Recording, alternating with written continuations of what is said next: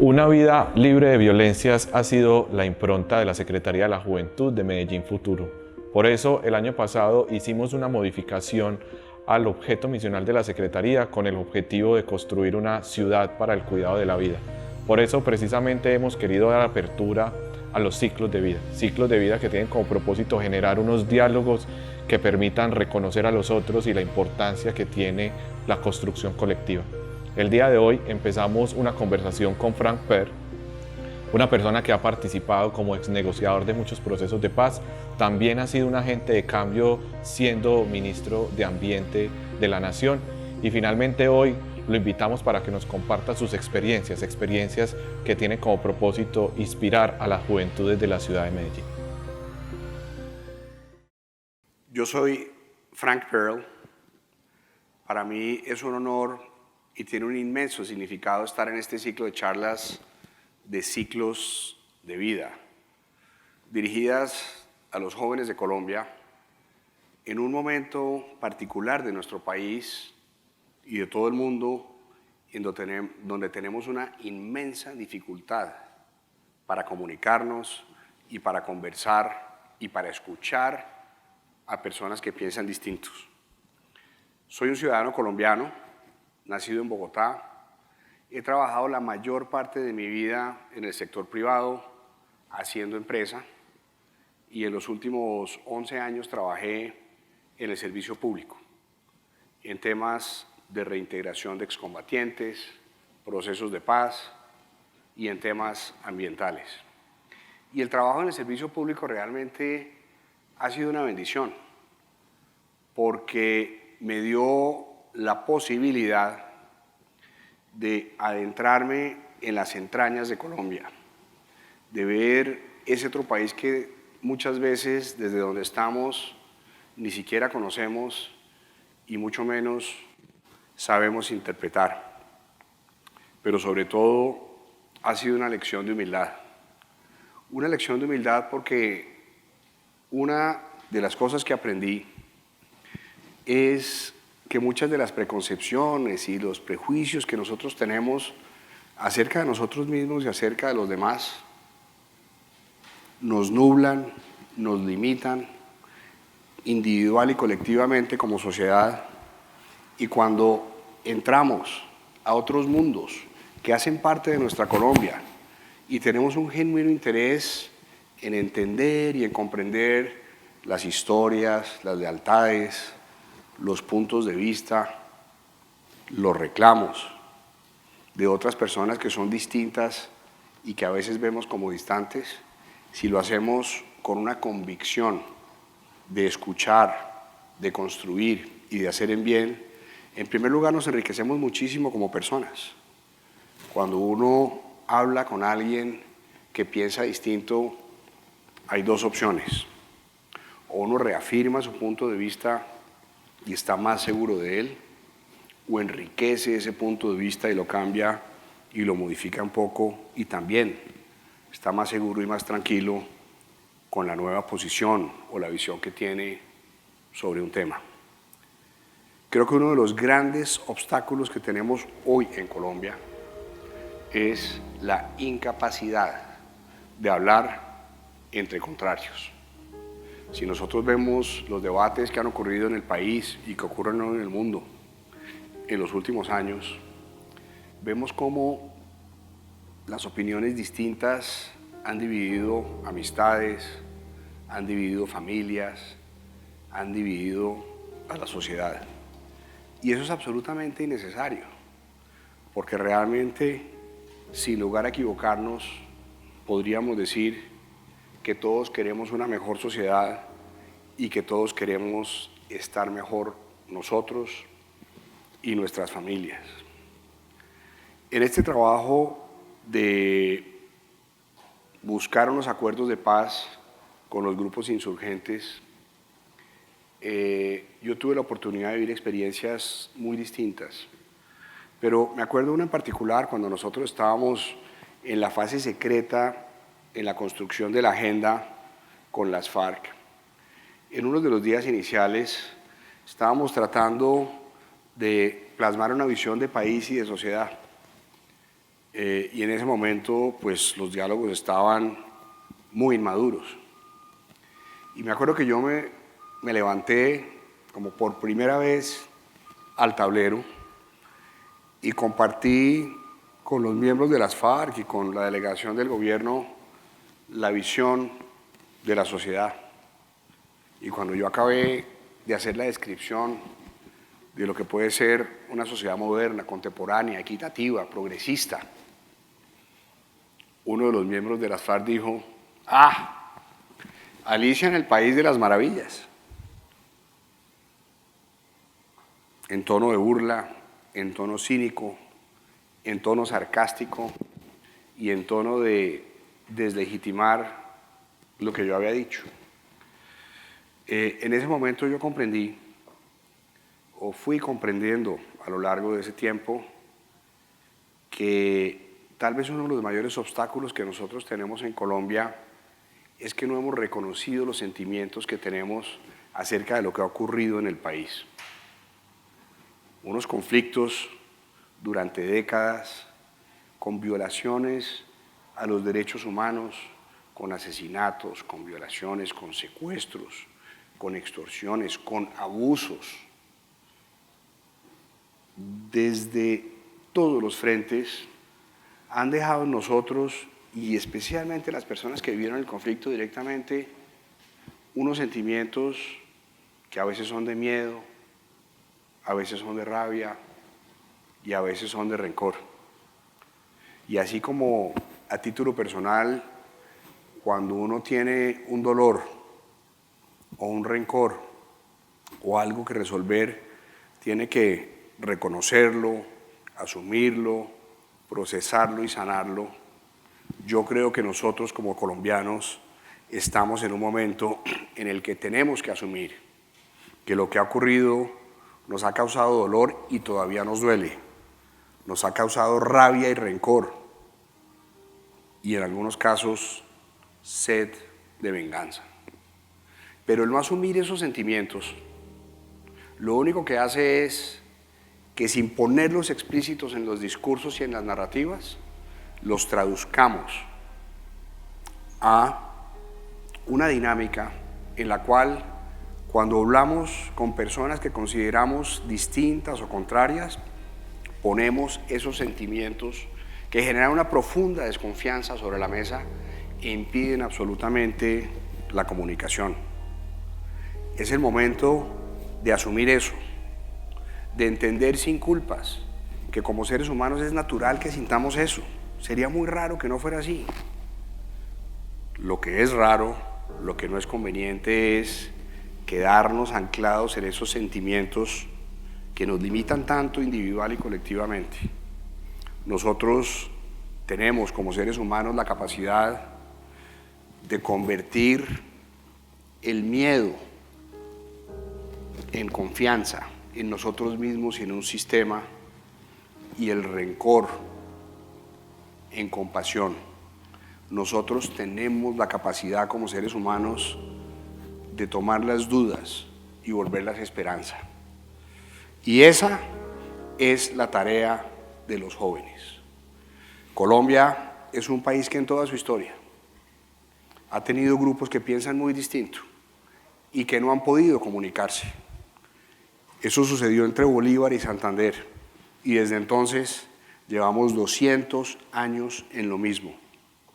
Un grupo se ve diferente a otro, lo deslegitima, habla desde un estandarte de superioridad moral, desconoce el punto de vista del otro, excluye a quienes piensan distintos, y entonces empieza a surgir la violencia.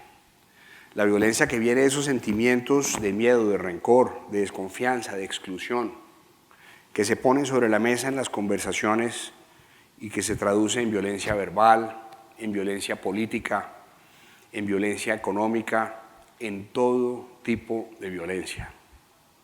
Yo creo que es el momento de hacer un alto en el camino, reconocer dónde estamos parados individualmente, hacer un compromiso para tramitar esa interpretación que tenemos de la historia y sus sentimientos y volcarla con nuestro talento individual y colectivo, a construir conjuntamente una visión de nación, una visión de país, donde de verdad, y no solamente las palabras, no solamente todos quepamos, sino todos importemos. Donde de verdad se reconozca la dignidad de cada una de las personas, donde de verdad en la vida diaria de todos los ciudadanos de Colombia podamos conversar no solamente entre quienes piensan como nosotros, sino sobre todo, no solamente conversar, sino construir con quienes piensan distinto. Y yo creo que para eso hay que mirar la posibilidad de tener esas conversaciones desde varios ángulos. Uno es el punto de vista humano, otro es el punto de vista social, otro es el punto de vista cultural y otro es el punto de vista técnico. La capacidad o incapacidad que nosotros tengamos para conversar con personas que piensan distinto y para construir con ellas, tiene que ver desde lo humano con cómo nos vemos a nosotros mismos, cuál es el sentido que nosotros le damos a la dignidad humana, que básicamente dice que todos los seres humanos realmente tenemos el mismo valor. Expresamos eso con nuestras palabras y en nuestras acciones en la vida diaria. Tiene que ver lo humano con el valor que le damos a la vida, a todas las expresiones de vida y el valor que le damos a cada una de las personas independientemente de cuál sea su condición, de cuál sea su pasado, de cómo valoremos lo que ha hecho o ha dejado de ser en la vida y de qué valoración tengamos de lo que puede esa persona contribuir en el futuro. Rescatar la dignidad en las relaciones entre nosotros, entre los colombianos, es una tarea fundamental. Tenemos que humanizar las relaciones entre nosotros. Nosotros tenemos unas relaciones utilitaristas, de corto plazo, transaccionales, en función de lo que sirva para lo que a nosotros a veces nos convenga o para contribuir a construir la visión que únicamente nosotros compartimos. Cuando hay una visión de dignidad, de respeto, hay una visión más amplia y más generosa de la otra persona. Yo confío en que va a llegar el día en que los colombianos tengamos una cultura en la que podamos conversar con cualquiera, teniendo un genuino interés en el bienestar de la otra persona. Yo confío en que va a llegar el día en que los colombianos vamos a trabajar desde donde estemos, teniendo un genuino interés en poner nuestro talento no solamente al servicio de nuestros intereses, sino al servicio de las comunidades y las familias que pueden o no ser distintas a nosotros y a nuestra familia. Desde el punto de vista de la dimensión social, poder conversar y construir este contrarios tiene que ver con la visión que tengamos de la sociedad. Y todas las visiones son válidas, como todos los puntos de vista son válidos. Pero yo quiero decirle a los jóvenes que en la medida en que nosotros tengamos una visión de la sociedad más amplia, más contemporánea, más pluralista, más democrática, donde realmente cada opinión valga lo mismo, donde realmente cada persona cuente lo mismo, donde realmente haya equidad, podemos construir una sociedad distinta. Y equidad no significa que todos tengamos lo mismo. Equidad significa que todos partamos de una base parecida para que con base en nuestro esfuerzo y en nuestros méritos podamos progresar. Y esa construcción de equidad se hace desde lo social, desde lo político y desde lo económico. Y por eso lo social también incluye cuál es la visión del modelo económico que tenemos.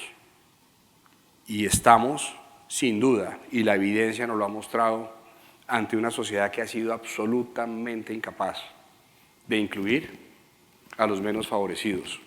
Estamos ante una sociedad que, a pesar de los esfuerzos y de los grandes avances que son innegables, tiene un modelo que está excluyendo una inmensa porción de colombianos, y eso, volviendo al primer punto, va absolutamente en contra de la dignidad y del respeto que tenemos que tener nosotros como seres humanos entre nosotros y con nosotros mismos.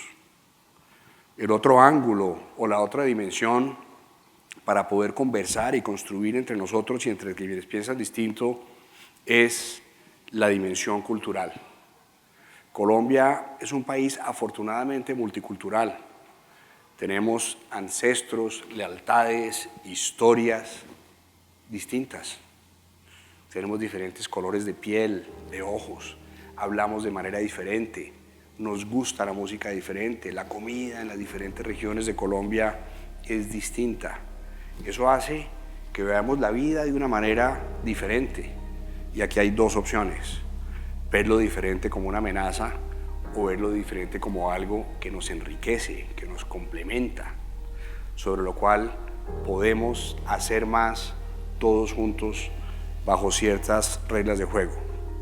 Las sociedades que más prosperan en el mundo son las sociedades que han entendido no que hay que respetar la diversidad, eso es lo mínimo, sino que la diversidad y la pluralidad de etnias, de culturas, de puntos de vista, es una riqueza de talento que quisiera tener cualquier sociedad, y encuentran maneras constructivas para dirimir los conflictos que son normales y que surgen en la pluralidad, porque siempre cuando hay dos personas hay tensiones, y cuando hay tensiones hay conflictos. Aquí no se trata de eludir los conflictos. Las relaciones humanas siempre van a tener tensiones y conflictos. Aquí de lo que se trata es de que con la historia que tenemos nosotros podamos aprender, y ojalá los jóvenes sean el ejemplo de eso, que podamos aprender y aplicar que el conflicto bien administrado es una fuente de progreso. Hay sociedades como Canadá, que como todas las naciones del mundo tuvieron una historia violenta, tuvieron guerras internas, tuvieron conflictos entre etnias distintas, pero encontraron una manera de tramitar esas diferencias de manera respetuosa y constructiva. Y eso se ha convertido en un activo enorme de ese país, y eso se ha convertido en fuente de progreso. Los colombianos podemos hacer lo mismo. Y la otra dimensión de cómo no resolver los conflictos, sino conversar y construir con personas que piensan de manera distinta como nosotros pensamos, es la dimensión técnica, que son las soluciones que se llevan a las mesas de conversaciones, a las negociaciones, a los temas de cómo se construye la política pública, a los mecanismos de participación ciudadana. Y muchas veces el debate sobre cómo construir una sociedad se enfoca en el texto de unas leyes o de unas reglas. A mí me parece que eso es un debate al cual únicamente puede llevarse cuando todos hayamos interiorizado la dimensión humana, la importancia de lo social en beneficio de todos y la dimensión cultural. Cuando hayamos puesto nuestros sentimientos sobre la mesa y genuinamente queramos construir entre todos, porque si eso no se hace, no hay ninguna ley que vaya a quedar bien redactada, no hay ninguna norma que nos sirva. Construir una sociedad en beneficio de todos tiene que ser algo que nos sale desde el corazón, porque no solamente estamos reconociendo la dignidad de otros, sino sobre todo respetando nuestra propia dignidad. Y aquí es donde los jóvenes de Colombia tienen la oportunidad de realmente tener una historia distinta. Nosotros tuvimos que pasar por un conflicto que no se ha acabado. Tendremos que resolver eso. Pero nosotros no necesitamos aprender desde la muerte, desde el miedo, desde la venganza, desde los abusos de poder. Nosotros y ustedes como generación no necesitan aprender desde la exclusión ni desde las experiencias de sufrimiento. Ustedes como jóvenes de Colombia, tienen no solamente la oportunidad, sino la enorme responsabilidad de pararse, de hablar distinto, de levantar la mano, de alzarse constructivamente y utilizar esa rebeldía que tiene la juventud para cuestionar las exclusiones de nuestro sistema político en un país en el que es muy difícil construir movimientos y partidos políticos nuevos, y donde es muy difícil que las expresiones de participación ciudadana tengan incidencia real en la política pública. Ustedes como jóvenes tienen no solamente la oportunidad, sino también el deber de aportar a cómo afinamos este modelo económico y productivo para que se genere más riqueza con base en la empresa privada, que es la única generadora de riqueza, pero para que se redistribuya de una provisión de bienes públicos que generen bienestar social y una plataforma equitativa para todos los colombianos.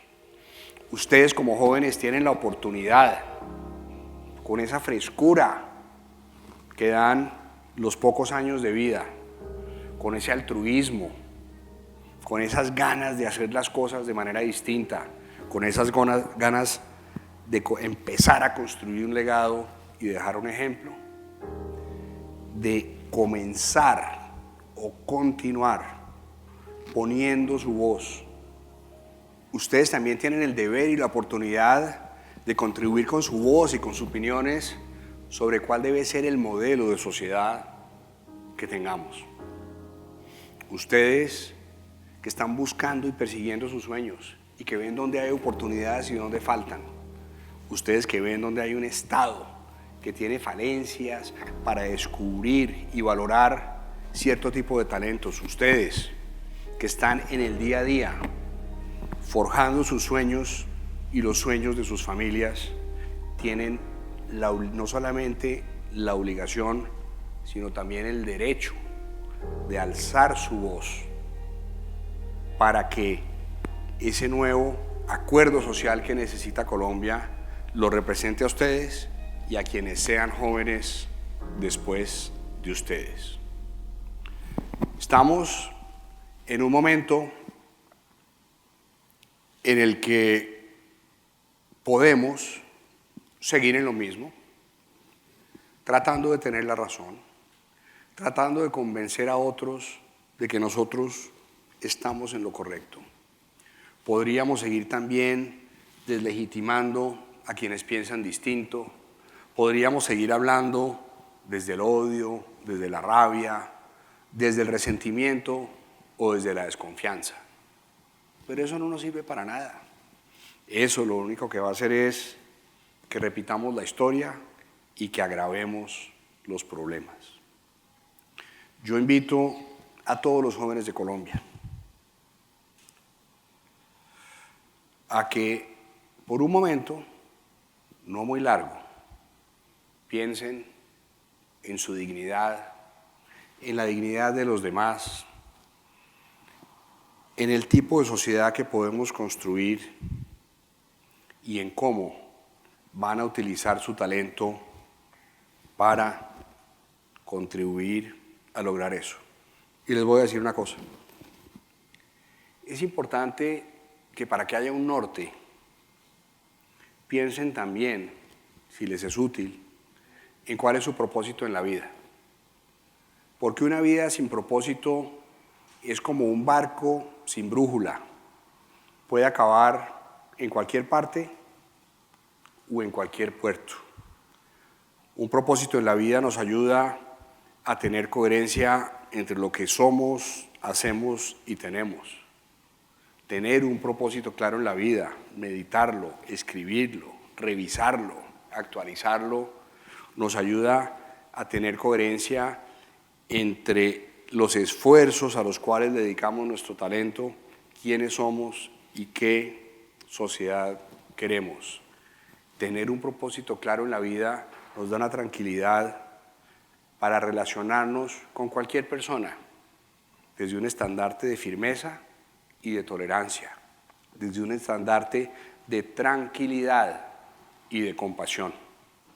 Pero yo los invito a que durante el resto de su vida tengan en cuenta que para hacer cambios, para hacer transformaciones, para ser agentes de cambio, que es a lo que ustedes como jóvenes están llamados, hay que defraudar a otros.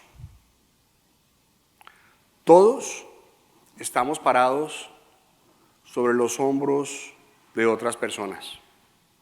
Estamos parados sobre las vidas y sobre los esfuerzos de nuestros abuelos, de nuestros padres, de nuestros hermanos, sobre el apoyo de nuestros amigos, de las personas que en algún momento dado han confiado en nosotros. Y no se equivoquen, esas personas tienen expectativas acerca de quiénes deben ser y qué deben hacer ustedes. Les voy a dar un ejemplo. Hace unos años, cuando yo hice una interrupción en mi carrera pública, una persona de mi familia muy cercana a mí, a la que quiero con todo mi corazón, me dijo: no vuelvas al servicio público, por favor, vete a trabajar en una empresa privada. Y le dije: ¿por qué? Y me dijo: es arriesgado, pagan mal, te critican, es peligroso, por favor. Y le dije a esa persona, que es mi mamá: quiero decirle una cosa. Estoy profundamente agradecido por todo lo que me ha dado y por todo lo que ha hecho por mí. Me honra la relación que tenemos, pero quiero que tenga clara una cosa: la voy a defraudar, y la voy a defraudar profundamente, porque me voy a meter de lleno al servicio público. Entonces yo los invito a que cuando trabajen su propósito y descubran su vocación, estén dispuestos a tener conversaciones duras y claras, pero también amorosas, y honrando las relaciones y honrando el pasado, y que estén dispuestos a defraudar a otras personas si esas personas, siendo inclusive personas muy cercanas y muy importantes para ustedes, tienen expectativas diferentes sobre lo que ustedes quieren de su vida. Uno puede defraudar a los demás, y cuando uno trata de trabajar en un país como Colombia, donde tenemos que conversar y lograr acuerdos y construir una sociedad que está en formación con personas tan distintas a nosotros, sin duda, si ustedes quieren hacer cosas grandes, van a defraudar a otros. No le tengan miedo a eso. El ejercicio del liderazgo exige ir más allá de la frontera de nuestro conocimiento y nuestras capacidades. Botarse al abismo con un propósito claro, sabiendo que el paracaídas está en poner nuestro talento al servicio de los demás y en siempre tener unas reglas de juego donde el bien común está por encima de nuestros intereses. Atrévanse, defrauden a otros, pero no se defrauden ustedes mismos. Ahora, si en un momento dado cometen errores y lo hacen, tengan la valentía y el coraje para reconocerlo y para asumirlo. Si hacen eso, el fracaso en su vida no va a existir. El único fracaso que hay en la vida es no intentar lo que uno quiere de verdad. El resto son aprendizajes. Si en algún momento dado ustedes, por sus propias acciones o por lo dejaron de hacer, se defraudan a ustedes mismos, asúmanlo, aprendan y sigan de nuevo. Eso los hará más humildes, más sabios y más capaces. Yo los invito entonces a que dediquen ese talento y esa fuerza que tiene la juventud a trabajar para que forjemos esta sociedad que está en formación. Yo los invito a que tengan visión para pensar en grande y para que podamos construir una sociedad que realmente entre al siglo XXI. Los invito a que siempre tengan carácter para fijar el rumbo con respeto hacia las posiciones de quienes piensan distinto. Los invito a que tengan disciplina para ejecutar con método y logren plasmar sus ideas en proyectos concretos que beneficien a los demás.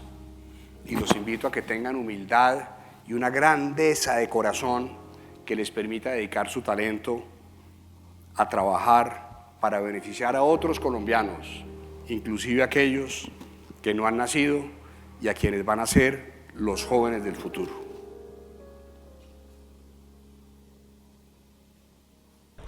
Hemos finalizado la conversación con Frank Per, quien nos hace una invitación a una utopía libertaria, y es ser profundamente incorrectos y buscar nuestros sueños a través de una satisfacción con nuestras propias convicciones, una invitación a la firmeza de las ideas, pero a seguir acariciando con la palabra.